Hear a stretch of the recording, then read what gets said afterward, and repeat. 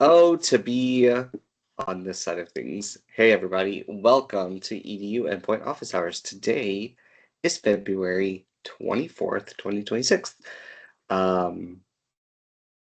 Yeah, I'll pass it to you, Richard. That's all you know? You just That's know it's all the I know. date?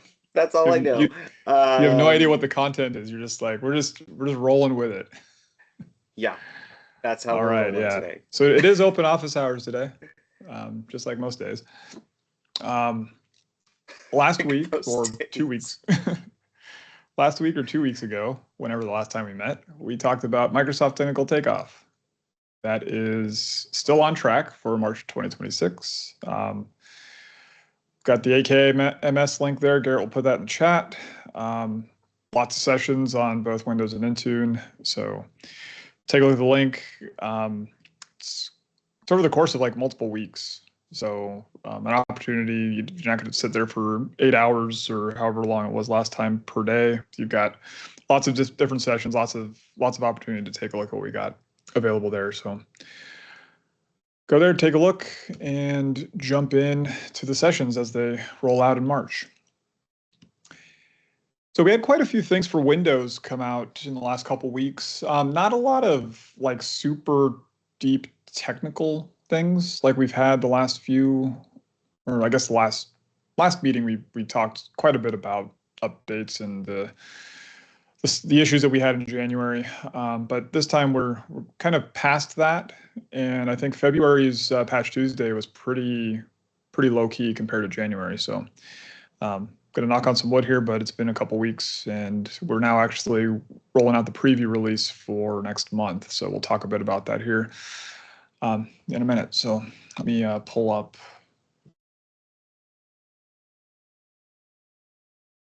this guy.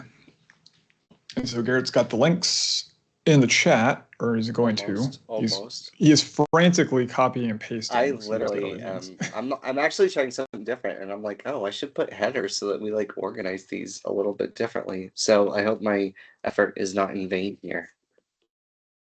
Well, let's see. Here we go. What's the quote? Bam! Don't let perfection. It's better. Okay. See, it's like organized, right? Yeah, it's not bold. You know what you're looking for. That's true. I'd rather it be bold and then we indent the bullet points. Okay, Richard. Okay. But it's a good first effort. It's a good first effort. Okay, and that's what I live on. Good first efforts. All right. So first link we got, protect browser-based work on agency-managed Windows PC. So this is effectively Intune MAM for Edge. We don't really say it. I don't think in the entire post they mention Intune MAM, but if you look at the YouTube video, the title of it's Intune MAM for contractors. So effectively what we're announcing here, actually came out today, is that you can use Edge for business profiles and Microsoft Entra sign-in flows to improve browser work protection. What we're seeing some of is, you guys have probably seen Island Browser, and they're talking to a lot of customers now about moving from Edge or Chrome and using an enterprise browser, and how that they can protect access to work-related resources through their browser. But what I think a lot of people don't know is that with Edge for Business, you can actually do a lot of the same things that Island says they can do. In fact, we've improved the Edge and MAM capabilities within Intune, and that's what this blog post kind of goes in to show you how you can do those things. But I think the biggest change that we made in the Intune release last month, so 2601, I guess, in that release, there's an option now that makes this screen actually better. And so we take a look at Intune, and we didn't announce this. The What's New page didn't say anything about this. It's buried in the docs. But if you go under Enrollment and you go into Automatic Enrollment, you will now see an option here that says Disable MDM Enrollment when adding work or school account on Windows. This is something that we've wanted for how long, Garrett? At least 9, maybe 10 years. 9, 10 years. Well, I've been here 8, and it was a problem when I first joined, even Yeah, before I joined. So at least 9 or 10 years. it's been a long time. You've been here a long time. You've been And here so longer. I have been here. I've been here a really long time. Maybe too long. Some might say too long. So one thing to note about this option is that in the docs here, we say you have the option to control if users in an automatic enrollment configuration on enter registered devices are prompted to MDM enroll their device. So before, if you came to that screen that I showed earlier, and we've had a number of different versions of this screen, most people would open up Outlook, or they'd open up some random Office app and be, hey, I just want to get my email. So they would go and sign in Outlook, and then it'd come up with a screen that looks very similar to this. They'd click, they'd like, I don't know, like, what does this mean? I don't even know what this means. I'm just going to click yes because I just want my email. I don't care about no this, like no this app. What does that mean? I have no idea. So I just click yes because it's a blue button. I just want, this is how I'm going to get my email. So I click yes. And then now the device is registered in your tenant, and it's also being managed by Intune in most cases, because the defaults within Intune say that we're going to manage personally enrolled devices. So the device is now managed by Intune, and it's in Entra. And so now you run into situations where policies and apps and various other things are being laid down on personal devices. So imagine parents. I've had parents' devices because the kids email. They sign into mom and dad's PC, and then now the device is managed by the school. And the school deploys content filters. They deploy proxies, deploy all sorts of fun stuff that make it so that you can't access social media sites, you can't access all sorts of things, and you run into some pretty unexpected things in those scenarios. So what this option does is it actually fixes that. But there are some caveats to it, in that it doesn't block everything. So if you read through number 7 in the doc, it basically says that when you turn that feature on, by default it's off. But if you're enforcing Windows MAM for your work or school accounts, enable this setting. The setting applies to users in some or all, users on Entra registered and workplace joined devices, and users who add their account for the first time via Edge or a native app such as Teams. This also includes all the Office apps as well, so if it was Outlook or something like that. Where this doesn't apply, though, this doesn't apply to users adding their account through the settings flow. So if you open settings and you add your work or school account via settings, the device can still be managed by Intune. So the note here says that this setting only blocks the MDM enrollment option for users during the work or school account registration flow. Users can still MDM enroll through Windows settings if they are in scope for MDM automatic enrollment, and through prompts they receive when they try to access a resource that requires MDM enrollment. So this isn't an all or nothing toggle, but it will prevent the vast majority of use cases where we see registration happen. I've tested it, it works. And if you're using FFU and you download Microsoft Store apps through the WinGet integration that we have in the FFU process, and you use a unmanaged machine to build your FFUs, this will make it so that you don't get prompted to download or to sign in for every app. So this for me is actually a good thing because I build on an unmanaged machine. I don't get prompted. I sign in once, I say yes, and then now I don't get prompted again, and I can download all the WinGet apps from there. So big change. I don't understand why this wasn't like in what's new at all. I don't know why Scott's blog post didn't have have any mention whatsoever. But if there was nothing else released in January, you just release this thing, like you're gonna make most people happy. So So I bring this up in a blog post that has nothing to do with that. But I bring it up because now we actually mentioned that the recent Entra improvements to Edge on Windows sign-in flow enable admins to configure enrollment screen to be more predictable. But then down here, we also mention the prevention of unintended device enrollment. So now by making that change, this also impacts other workflows like Edge for Business. Now the devices, so like if you had a contractor, for instance, and their device is managed in their environment, not your environment, but they need to get access to your resources, then you can use Intune MAM now, but not worry about their device being managed in your tenant.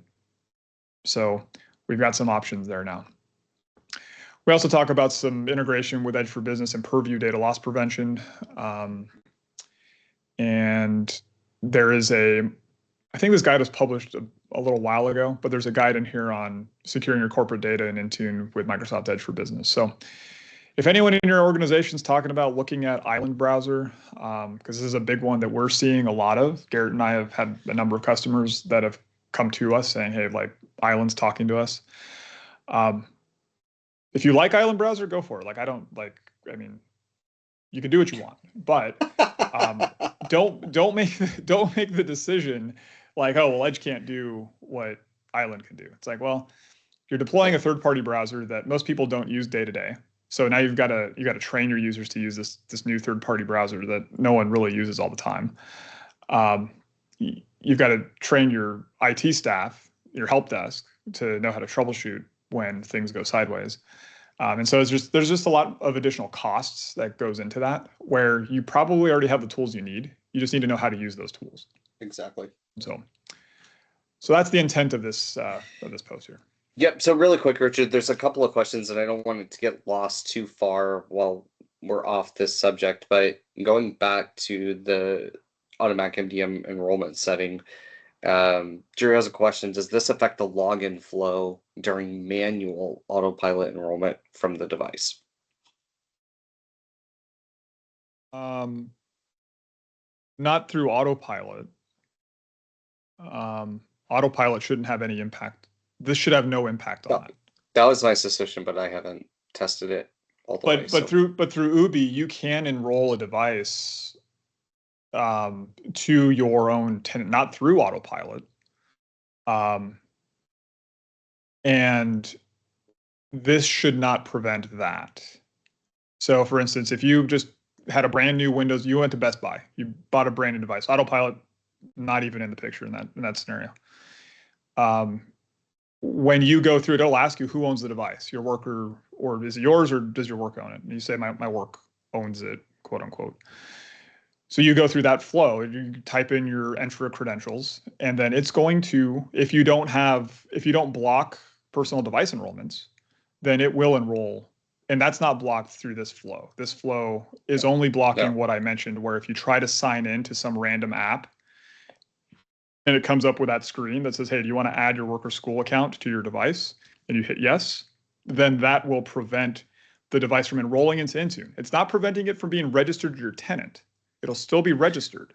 Correct. And it's important that these devices actually are registered in tenants, because this is how we can take advantage of conditional access and how we can take advantage of things like Intune MAM. Like for security reasons, it's actually good that these devices are registered. But you probably don't want them to fall into Intune, because now they're going to automatically fall into groups, and they start falling into groups. Now you're starting to get apps, you're starting to get settings, you're starting to get policies and things that are going to those devices that you don't want. So for most of us in EDU, this is like Garrett and I were talking about, like this is like 10 years coming. Like we've been wanting this for a long time now, where people have had to remove the ability to enroll personal devices because of this as a workaround. Now you don't necessarily have to do that. You can just say tenant-wide, I do not want any of these devices to enroll into Intune, but they still will enroll into, or they'll still be registered into Entra. Cool. Thanks.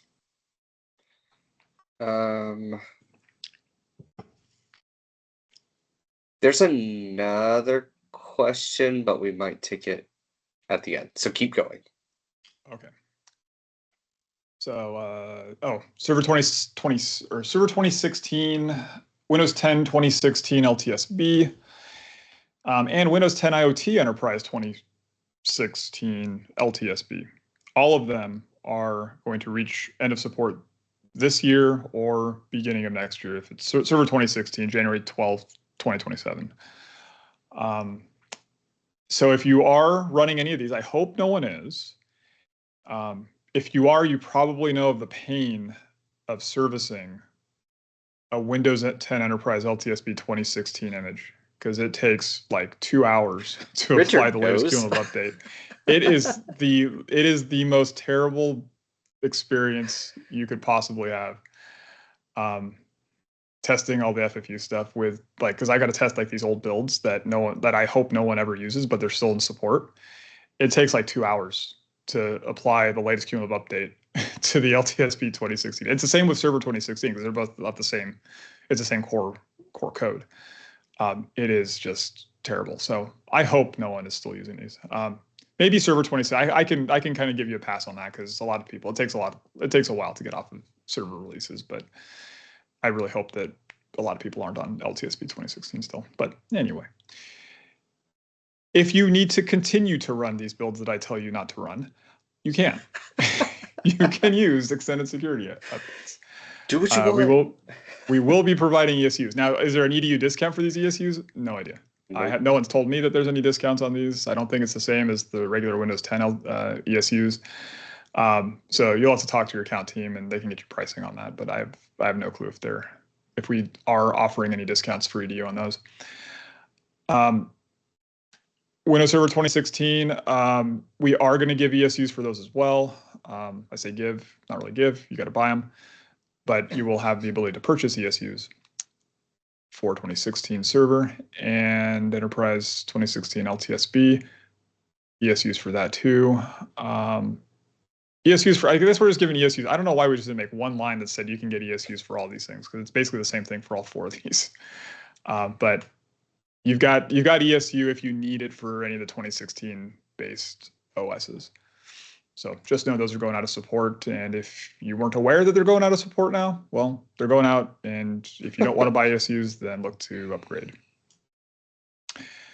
We also made a post about supporting safer and scalable online learning in K-12. Safer Internet Day was recently, and that allowed us to post about how we're doing IT governance with Edge for Business in K-12 environments, particularly around web content filtering.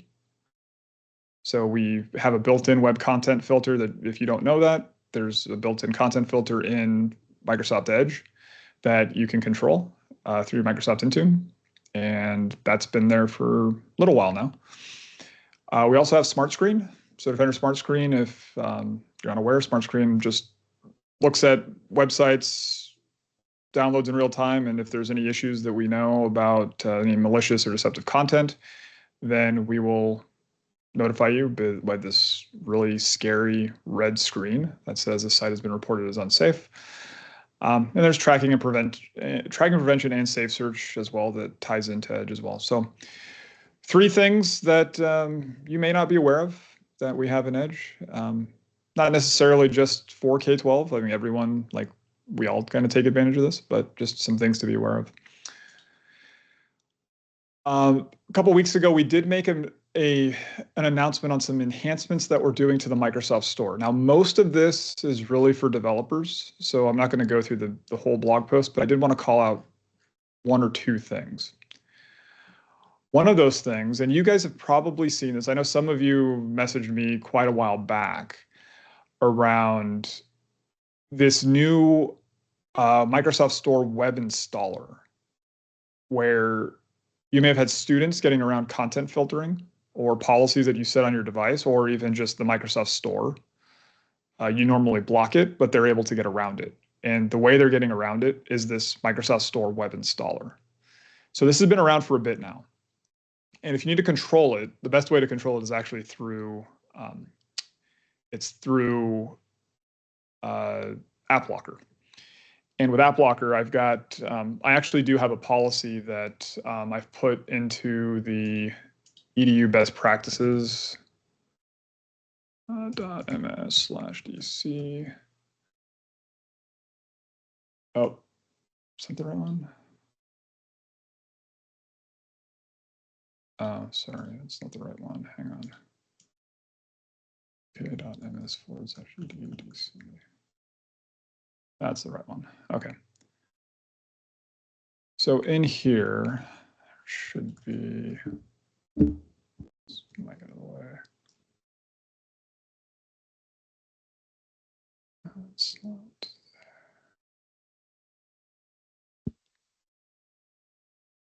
Store. That's not what I want. There we go.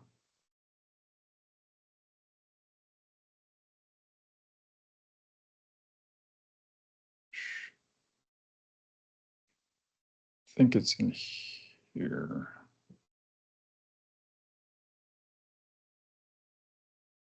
No, this is just the terminals. Well, anyway, I'll have to go and dig it out. But there's in the EDU best practices. Put the link in the chat here.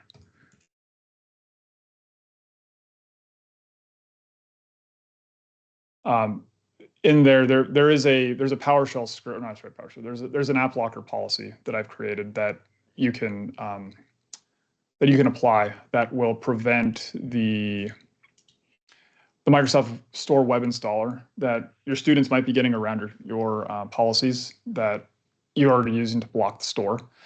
I wanted to call this out. This has been a problem. Well, I say a problem. This has been out for a little while now. So if you've run into this issue, you've probably had it for a bit now. So this isn't the new thing that I wanted to talk about though. What I really wanted to talk about was there's a new store CLI that's now available. And so if you open up your terminal, you can just type in store. And now there's this new command line interface that interacts with the store. So the first question most people have is, okay, well, how's that different from WinGet? Well, it's actually quite a bit different because you can use it almost like browsing the UI store. Like if you look at the different commands here, you can browse apps, you can look at the top ranked apps, the top ranked game list.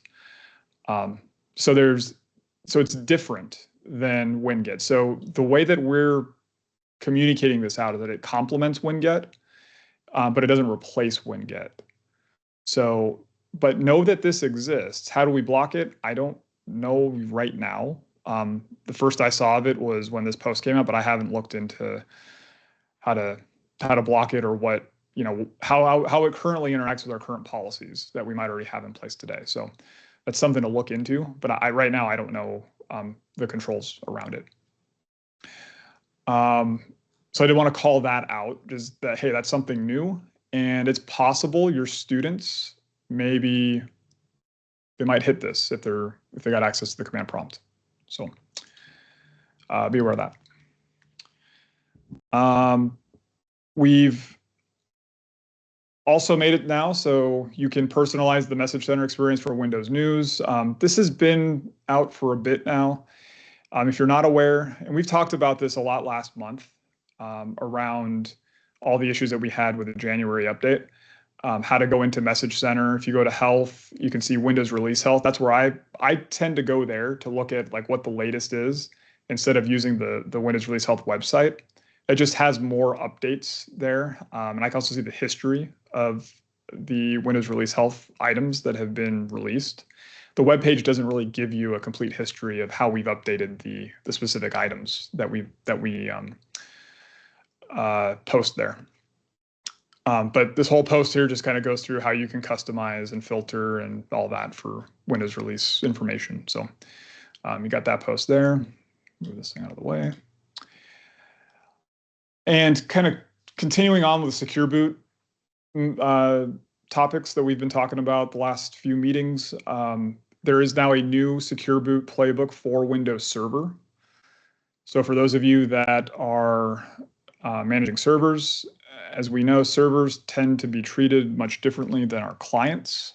And because of that, Your servers may not be connected directly to Windows Update.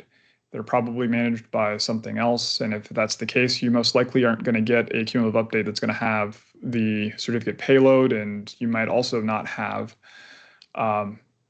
your firmware or your BIOS updated to be able to accept the certificates. So this playbook, it's very similar to the clients. I haven't read and compared between this and the client playbook, but it looks pretty similar to me. Didn't really see anything that jumped out that was like vastly different. But so know that there is a separate one for Windows Server as well.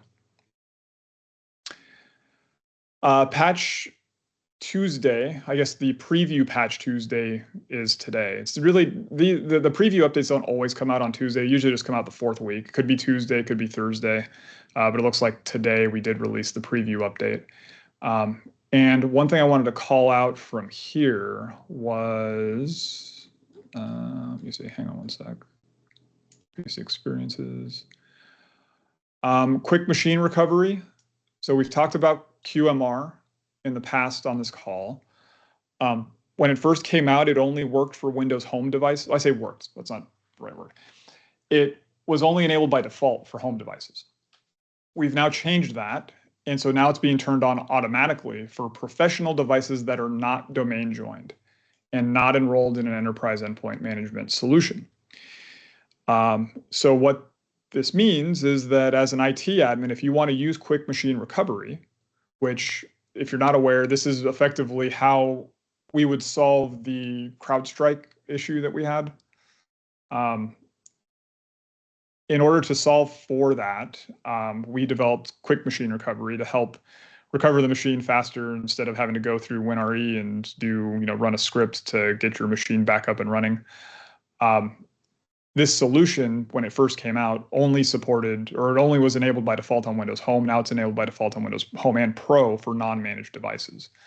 If you want to get this on your managed devices, there are policies in Intune that you can set that will turn on QMR for those devices. What else? So Sysmon is now going to be natively built into Windows. We announced this a while back. The preview release today has the code that's going to be available starting Patch Tuesday next month. So if you're running Sysmon and you want to use the version that's built in, then you'll need to uninstall and then enable the current built-in version. Let's see, what else was interesting here? Oh, RSAT. Anyone using Windows 11 ARM64 devices, one of the challenges we had when we released ARM64 was that RSAT didn't work. Well, now RSAT does work. So if you've got a Copilot Plus PC running Snapdragon or ARM, we now can use RSAT. So that's huge news for those of you that want to be using those devices and you couldn't use RSAT before. Let's see. There's a lot of stuff in just this one cumulative update. I think those are the big ones. But take a look at the blog or the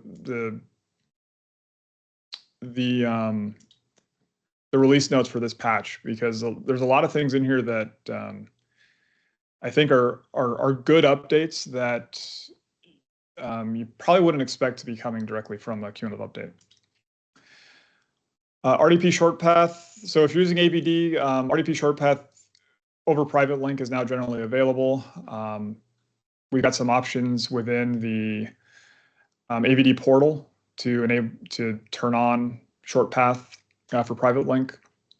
And yeah, so it's pretty straightforward there for those of you that need private link.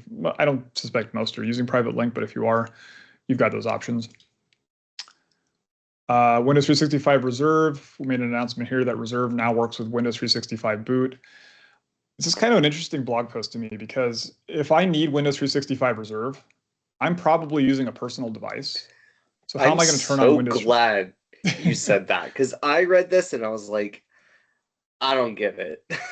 Yeah, it didn't make any sense to me. And so I'm like looking at this, I'm like, why would we post this? And so what they mention here, I got to find it. Where is it? So I don't really know. quick, while he does this, right? So if you don't Yeah. know, Windows 365 Reserve is a new offering that you can purchase that allows you to issue a temporary cloud PC for up to 10 days for a user in your organization. It's kind of like an insurance policy. So if a physical PC breaks, or there's a natural disaster or a security incident or something, and the user loses their device, you could issue them a temporary cloud PC. With Windows 365 Boot, we're just saying you can enable a Windows 11 device to boot directly into a cloud PC. So what they're saying here is that if you issue that user a temporary cloud PC, then they could take their physical device and boot to that temporary cloud PC. But chances are that if they're using the temporary cloud PC, they don't actually have a physical PC to boot from. Right. Yeah. So So what they mention in the that's highlight here is managed, that right? Like and everything. like IT admins can keep Windows 11 devices pre-configured with Windows 365 boot. So what that means is I've got a closet of laptops that are just set up for Windows 365 boot. I know no one that does this. If I were running a shop, I wouldn't do this, but this is what they're saying to do. When users need access, admins can simply assign a Windows 365 Reserve license in Intune and hand the device to the user. No additional setup required. Well, this would work, I think, if like your device broke, right? Like it's not a natural disaster, but if your device like broke, it's like, okay, I've got like maybe some Chromebooks or not Chromebooks, but something maybe the equivalent, like, you know, a $300, $400, like really cheap Windows laptop, right? I can maybe use one of those and have it configured for Windows 365 boot. It's in Intune. I've got the policy set for it. And then the user powers it on. But the reality is that that's not going to be the use case in most cases. In most cases, it's probably going to be, hey, I've got a personal device that I have access to. Um, I just need to get access to a work PC to be functional until my physical machine is in a better place. Like I get a brand new physical machine or it gets repaired, whatever that might be. But configuring boot, you know, to someone's personal device, it's never going to happen unless they opt for it to be managed. But then if it's your personal device, do you want that thing automatically booting to something other than your personal OS? Probably not. So it was a really strange blog post, but yeah, I'm not if you saying need that it, there it's aren't there. use cases out there. I'm sure there are. It was just kind of funny to read it, and that's not the Yeah. practical standpoint that we usually see. Yeah, I just don't see, like, if I'm buying Reserve, I just don't see me also buying physical devices that are sitting in a closet waiting for someone to use them. If I had old hardware, maybe. Or maybe I had old hardware that I can't upgrade to the new Secure Boot certificates, but the hardware still works. I don't Yeah, know. That might because be you at least need like Windows some corner 11 of for case. boot, right? You can't use Yeah. something that can't get up to Windows 11. I've So got to at least be on 11, right? Yeah. correct. All right. So Surface put a blog post out talking about how great our displays are. You can look through all of that, read it if you're into screen displays. We go pretty detailed into how great the displays are. Yeah, that's it. That's all I got. Yeah. Go Windows, Surface. like, go Surface. Speaking of Surface, we got more Surface here. Microsoft and Ericsson advanced enterprise mobility with Windows 11 and Surface 5G laptops. I'm not quite sure. Like, I don't know. Maybe I'm just too dense and I don't quite get things sometimes. Just like the Windows 365 boot and reserve thing. Um, I read this blog post like twice, and I still didn't quite get it. Apparently, we're partnering with Ericsson to help manage 5G connective solutions, both private 5G and public 5G. Switching between the networks, controlling, and it ties into Intune, ties into eSIM, Windows 11. Like it all kind of works together. But there was no video. There was nothing that showed like what the experience is like as an IT admin to configure all of this. There was a press release from Ericsson, and I said, okay, cool, but kind of want to see a little bit more about what this, like, what's the value add for something like this? Because the expectation would be that, like, with Windows on, you know, just regular Wi-Fi, my devices will roam between 5G and 2.4, right? Like I don't really have any issues with that. So I wouldn't expect 5G to 5. I mean, I guess maybe if I'm in a private location versus a public location, it might be like you want to defer to the private location if I've got access to it, and then only use public, when I don't. But I don't quite know how Ericsson, like we need Ericsson for something like that. Like I feel like we could probably do something just natively in Intune to handle it, but I don't know. There's got to be some reason that we're doing it. So anyway, this was announced a week ago. Just something that I found interesting, but not sure how I guess that's all what you're going to work saying out. is you could have a Surface device that enables 5G Connect so that you can connect from a cellular network anywhere in the world that has Win365 boot configured with a reserve license, and you could just boot into the cloud PC, the temporary cloud PC on a 5G network. That's what I get from this. Okay, It's all well, coming together. it's all coming together. Mobile It's all thin clients. I like it. synergy. All right, and I think those are all the links. So yeah, those are all. Nice job. Well, thank you. Oof. With no help from you. Yeah, ever. Like, Ever. why would you expect that now? If you guys okay. don't know, Garrett usually like in the mornings. So Garrett's in Central Time. I'm West Coast. So Garrett's up in the morning and he's putting the deck together. He's going through all the links, and then I just kind of wake up. I roll out of bed and I'm like, all right, let's start talking about all these links you put together. Just speed reads them. Okay, let's jump into some questions. So let me go back up because there were a couple here. Samuel had one question. We've been seeing an issue where users are able to do user app registration with a local account on an enter-join system, despite an AWA being blocked in the settings menu. Is this a feature? Question mark. And Samuel, feel free to come off mute and provide any additional context. Sure. Yeah, I've been responding to a couple of follow-ups in the chat. Yeah, basically the workflow is I enter join a system, and then I try to go and then register it again. It blocks me, through that same kind of settings menu workflow. But if I like open up Outlook or I open up Edge and then sign in on that same local account, it gives me that sign in to all apps. And then if I hit yes, it like completes a registration, and the user is able to authenticate successfully, and CA seems to track the enter registered device, or the enter join, sorry, like record that was created. So I'm just kind of wondering if this is actually like a supported workflow, or if this is kind of some kind of strange bug that I've ran into, because it's blocked in one place, but it kind of allows me through the door in this other way where I wouldn't necessarily expect it. Sorry. So this is kind of like what I was describing a bit earlier with the Intune MAM stuff, where you can have a situation where someone is like a contractor and they've got their contracting organization where the device is managed by the contracting organization, yet the device, they want that contractor is going to work for another company that's paying for their services, and they also need to manage that device, or at least manage access to the resources that user is going to use in that other organization. And so the MAM registration, or I say MAM registration, but the intro registration that's taking place in this scenario would allow for things like conditional access and other things to work from the organization that's hiring that contractor.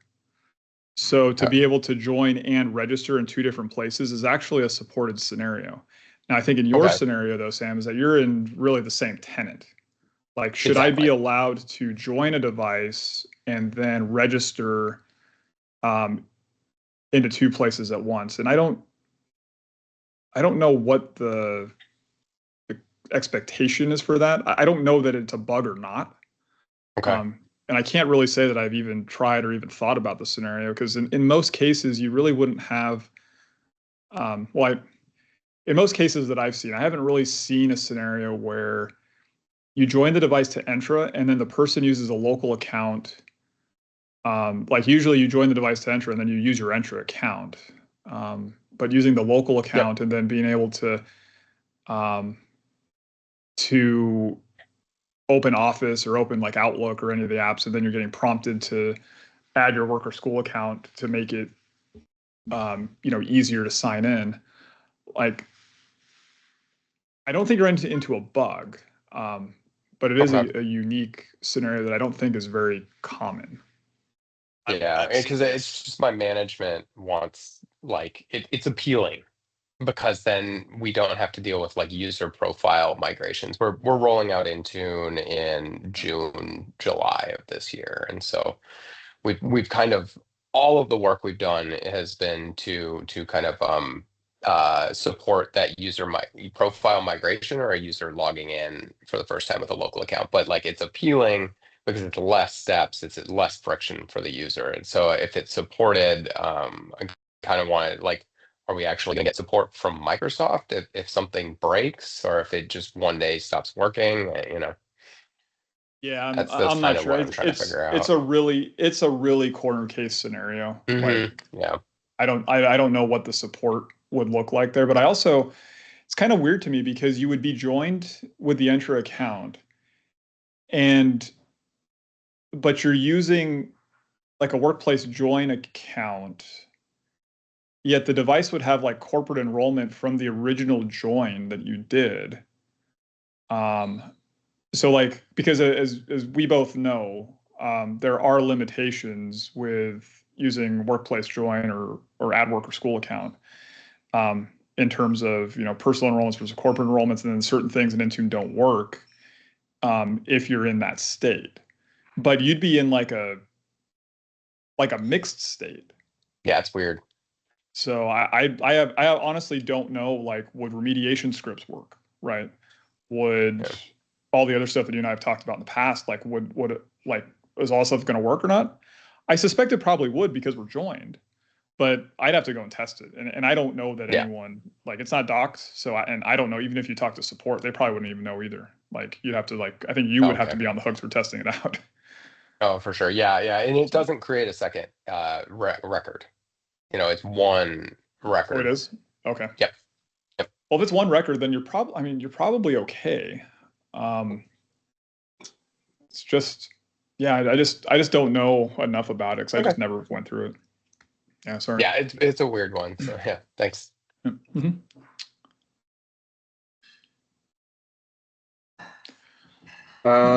Let's see. Scott has a question. When will X-forwarded host header in the backend application be supported? So that's for Edge. So we're one of those companies looking at different SEB options.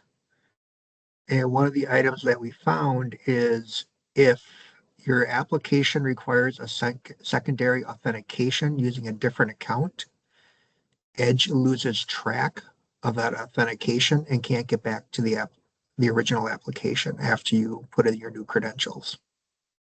We came up and found that currently it's not, X forward host header is not supported.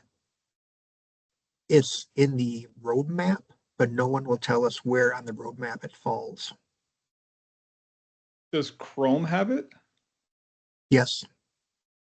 That's Chrome odd. has it. Edge has it. Well, no. Well, you're Amazon saying does. No. You're saying Edge. The Edge browser doesn't have it, right? That you're asking about? Correct. So what I'm asking is Chrome impacted by the same thing right now? Does this not work with Chrome too? Nope, it works if this is if we're trying to set up the proxy to the application within Azure and Intune. That's where it's losing it. If we go to a trial of Amazon the workspace browser. Yeah. That is able to do it. Island is able to do it. But Edge is not. Yep, Edge with support when you log into it for Edge for Business does not. So Edge for Business doesn't, but Edge regular does? Well, no, we're just trying to use Edge for Business because we have to have Okay. DLP and. But Chrome works. Unfortunately, the reason I'm asking about Chrome and Edge is because they both are fundamentally running off the Chromium, right? So, but this is if you're using the Chrome Enterprise browser. Okay, and so setting everything up there. Okay, so Chrome Enterprise works, but Edge for Business does not. Correct. Okay. I don't know if you're saying that you saw it on the roadmap. Then Garrett's got a little one. Yeah. So yeah, if you're seeing it on the roadmap, that's good. I have no idea when this would be hitting. This is the first I'm hearing of this being an issue. Yeah, I don't know, Garrett, if you want to take that. So you're gonna look something up. I missed it. Sorry. What was it? Yeah. I got interrupted. Yeah, for Scott's issue I'll run it. Yeah. Let me ping the Edge team, and Scott, I'll email you directly and see what I can find out for you. Sounds good. Yep. Sorry, I got interrupted there. And of course, it's all the fun with using an A3 license and not going to the A5. Right. Yeah. What else we got here? I don't. Can the store CLI be accessed from Ubi? Do you know? Shift F10? Honestly, I don't know how it gets there. It may not be available at Ubi, like depending on the media you're using, or depending on the media that's shipped with the device from the OEM. It could be that the store CLI isn't even there yet. So that at some point, I would imagine that there's a cumulative update or something that would ship with the device, and the store CLI will be there. I just don't know what the Windows version number you'd be looking for that.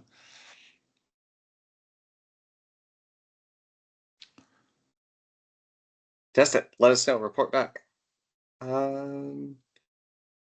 Lots of conversation about just increasing hardware costs. So yeah, plug in for AVD and Windows 365 if you're trying to offload some of that. Let us run those GPUs. Actually, it's not even the GPU; it's the RAM. Yeah. Well. Yeah, that too. Okay, so one last question that I see. Omar's question was, where would you enable the current build for Sysmon? I know that was through a cumulative update, but is there a place that you would enable that once that is updated? Yeah, where was that? Hang on. You have to do it through DISM. Because it's a good old DISM. It's an added feature. I just can't remember. I'm surprised they didn't just make it into Power Toys, like Zoom It. I'd rather have it in DISM than Power Toys. Come on.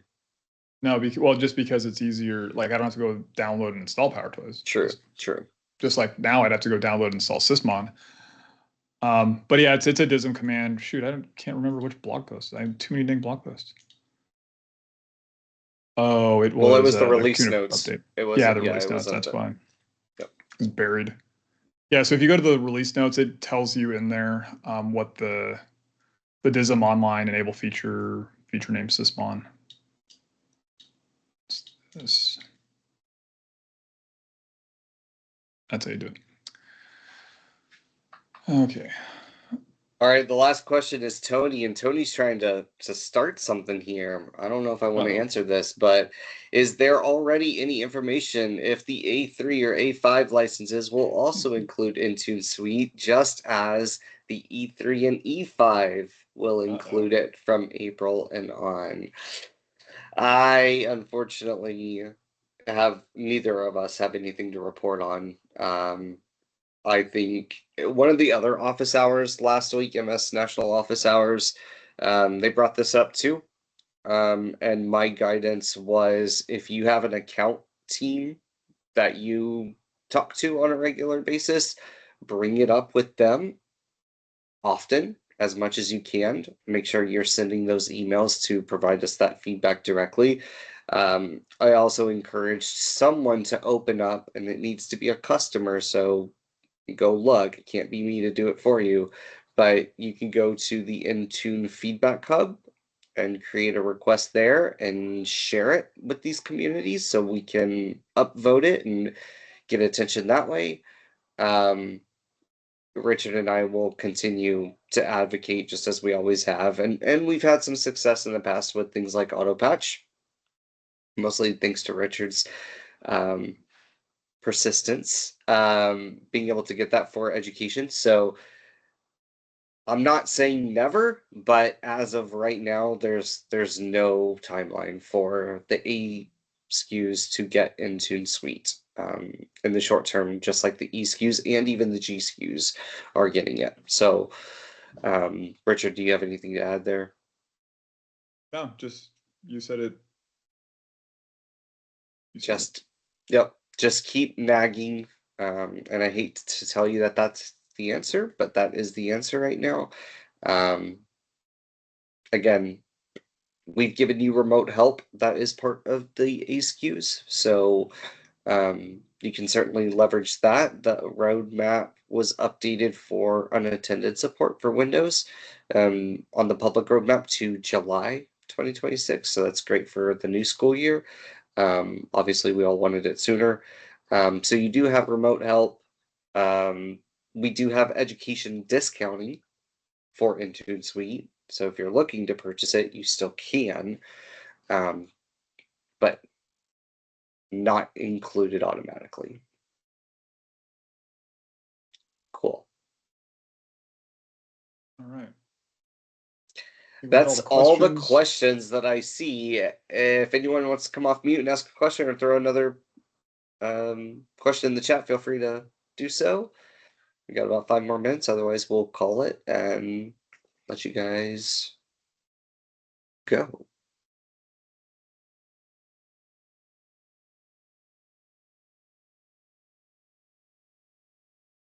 Yep. Gotta be a squeaky wheel. Get the grease. Squeaky wheels. Awesome. I just hope we have some grease somewhere. You got lots of squeaky wheels, but if there's no grease. David's like, Merry Christmas. I love it. All right, guys, we'll go ahead and let you guys go. Richard, thanks. Great job as always. Y'all have a fantastic week. We'll get this recording uploaded to YouTube, and we'll see you in a couple of weeks on March 10th. Some of you may be on spring break, but I think we're still planning to host. So if you're here, we'll see you then. All right. Thanks a lot, guys. Take care. All right. See ya. Bye.